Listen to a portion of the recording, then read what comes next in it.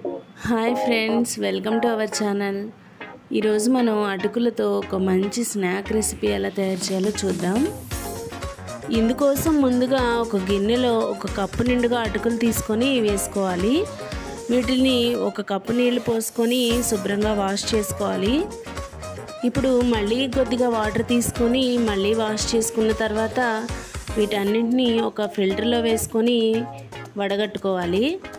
ఇలా ఫిల్టర్లో వేసుకొని ఒక 10 నిమిషాల పాటు ఉంచడం వల్ల అటుకులు మెత్తగా సాఫ్ట్గా వచ్చేస్తాయి, పొడి పొడిలాడుతూ.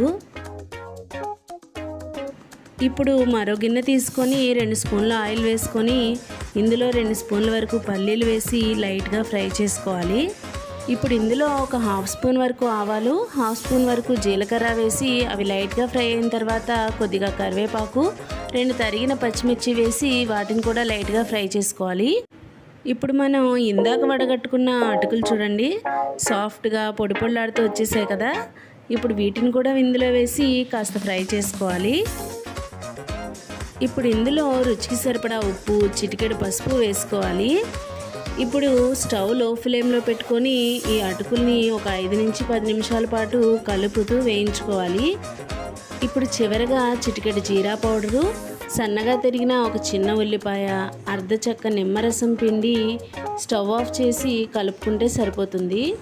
ఇందులో నిమ్మరసం పిండుతాం కాబట్టి పుల్ల పుల్లగా పచ్చిమిర్చి ఘాటు తగులుతూ తినడానికి చాలా బాగుంటుంది. పిల్లలు కూడా చాలా ఇష్టంగా తింటారు. చేసుకోవడం కూడా చాలా సులువుగా అయిపోతుంది.